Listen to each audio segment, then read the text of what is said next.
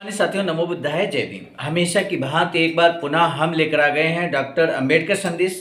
Doctor Ambedkar संदेश में नियमित तौर पर बाबा साहब का हम क्रांतिकारी स्पीच आप तक पहुंचाने की कोशिश करते हैं। बाबा साहब डॉक्टर अंबेडकर संपूर्ण वाङ्मय से। हमारे साथियों, हम आपको बता दें, डॉक्टर अंबेडकर संदेश लाने का जो उद्देश्य है वो बहुत ही क्लियर है, बहुत ही स्पष्ट है।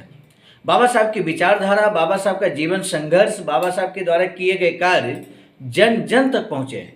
और ये जो सबसे अच्छा जो माध्यम है बाबा साहब के कार्यों को जानने का, बाबा साहब के जीवन संघर्ष को जानने का, वो हम सभी इस बात को जानते हैं कि बाबा साहब डॉक्टर अंबेडकर संपूर्ण वाङ्मय खंड 1 से लेकर 40 तक, ये जो पूरा सेट है, अगर ये जन जन तक पहुंच जाए तो बाबा साहब जानने का सर्वश्रेष्ठ यही माध्यम है।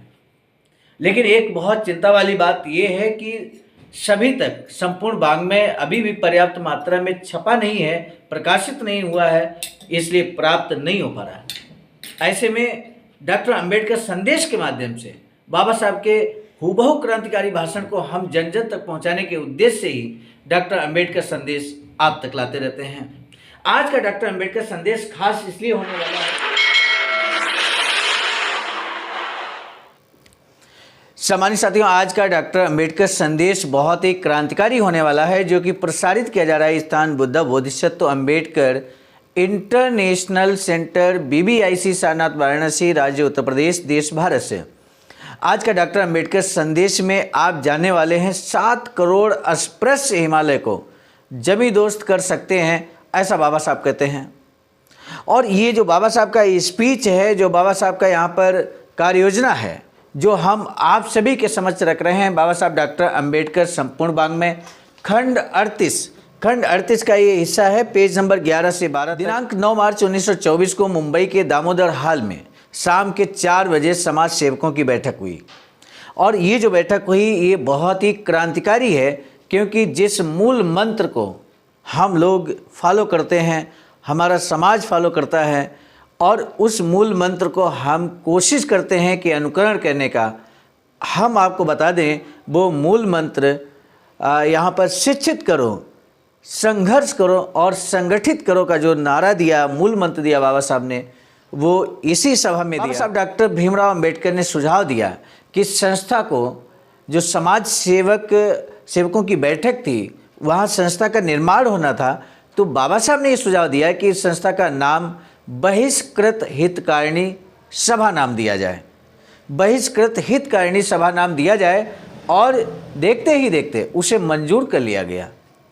उन्होंने तय किया कि एजुकेट, एजिटेट एंड ऑर्गेनाइज, पढ़ो, संघर्ष करो और संगठित बनो। यानी इसको और भी एक्सप्लेन किया बाबा साहब ने कि लोगों को शिक्षित बनाओ, उनमें अपनी दयनीय स्थिति के प्रति आक्रोश पैदा करो, मतलब आंदोलित करो। एजिटेट का मतलब यहाँ पर आंदोलित करो और उनका संगठन बनाओ। कहने का तात्पर्य, बाबा साहब ने संगठन बनाने के प्रति यहाँ प्रेरणादायी स्पीच दिया, प्रेरणा दी हम सभी को। ये इस सभा का घोष वाक्य तय किया गया। उसके बाद 20 जुलाई 1924 को संस्था की स्थापना की घोषणा की गई। बहिष्कृत हितकारिणी सभा के सदस्य बनाने का काम जोरदार ढंग से शुरू हो गया। सदस्यों की संख्या बढ़ने लगी।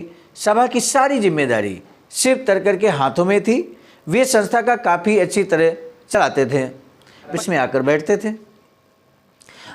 बाबा साहब उनसे मुंबई के बहुजनों अस्पृश्यों के बीच का भेदभाव खत्म करना, बहुजन लड़कों और लड़कियों के लिए हॉस्टल शुरू करना और बहुजन समाज सर्वांगीण उन्नति करे, इसके लिए विशाल हॉल का निर्माण करना, प्रेस खरीदकर अखबार शुरू करना आदि कामों की रूपरेखा उनके सामने रखकर उस पर उनसे चर्चा किया करते थे। ये सब बाबा साहब के कट्टर प्रशंसक थे।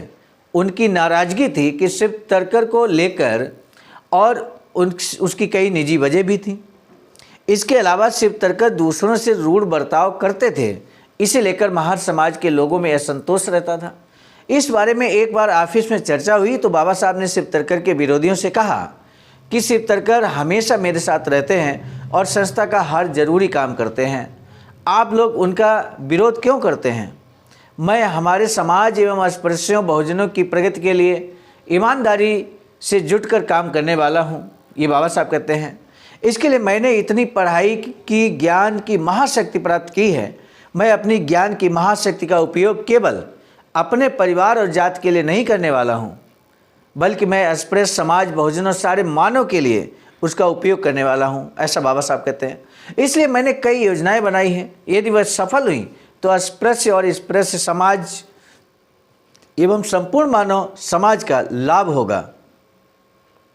अस्पृश्यों बहुजनों की समस्या बहुत विकट है। मैं जानता हूँ कि मैं उनको पूरी तरह हल नहीं कर सकता, लेकिन मुझे विश्वास है कि उन समस्याओं को दुनिया के सामने लाकर उनकी ओर सारी दुनिया का ध्यान आकर्षित कर सकता हूँ। अस्पृश्यों बहुजनों की समस्या का विशाल हिमालय है अस्पृश्यता। बाबा साहब कहते हैं कि अस्पृश्यता बहुजनों की समस्या का विशाल हिमालय है। जो अस्पृश्यता जो समस्या है समाज की, वो विशाल हिमालय की तरह है।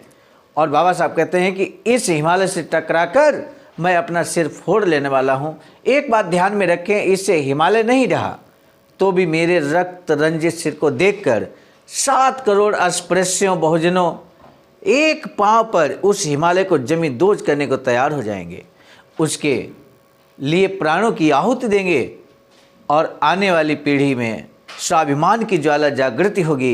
यदि आप लोग आपस में लड़ते झगड़ते रहे तो मैं ही क्या, कोई भी इस देश में इस बारे में कुछ नहीं कर सकता, प्रकृति भी कुछ नहीं कर सकती। बाबा साहब के भाषण का लोगों पर असर हुआ। वे लोग तब शिव तरकर और संगठन को तन मन धन से सहयोग करने लगे। तो किस तरह से बाबा साहब ने एक समस्या जो क्रिएट हुई यहाँ पर, जो व्यक्ति, जो महापुरुष यूँ कहें कि बाबा साहब के साथ निरंतर काम कर रहे थे, उनको लेकर यहाँ पर आक्रोश था अन्य लोगों में। बाबा साहब का स्पीच सुनकर बाबा साहब ने किस तरह से मोटिवेट किया, अपने उन्हीं कार्यकर्ताओं को समन्वय कैसे बनाया, ये यहाँ पर काबिले तारीफ है, अनुकरणीय है। बाबा साहब ने किस तरह से जो मूल मंत्र दिया, जिसे हम आजकल मूल मंत्र के रूप में स्वीकार कर रहे हैं, फॉलो करने की कोशिश कर रहे हैं, शिक्षित करो, आंदोलित करो, संगठित करो, यानी कि एक पूरी तरह से एक्सप्लेन भी किया। इस मूल मंत्र को यहाँ पर एक्सप्लेन भी किया बाबा साहब ने। और इसी मूल मंत्र को लेकर हमें आगे बढ़ना है, समाज को आगे ले जाना है, बाबा साहब के मूवमेंट को पूरा करना है।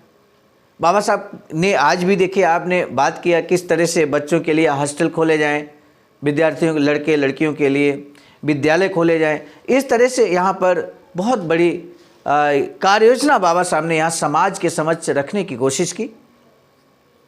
तो हमें इसी कार्य योजना को आगे बढ़ाना है। बाबा साहब ये भी चाहते थे कि एक ऐसा वैचारिकी हॉल बने, सेंटर बने, बड़ा हॉल बने, ताकि विभिन्न सामाजिक कार्यक्रमों को यहाँ पर वैचारिकी को किया जा सके, ऐसा बाबा साहब चाहते थे।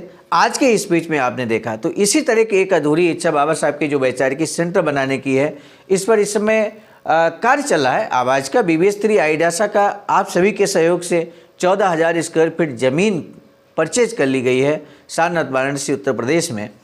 और इस पर इस समय जो वैचारिकी सेंटर है बुद्धा बोधिसत्व अम्बेडकर इंटरनेशनल सेंटर, इस पर वर्किंग चल रही है, इस पर कार्य चल रहा है और निर्माणाधीन प्रक्रिया आगे बढ़ रही है।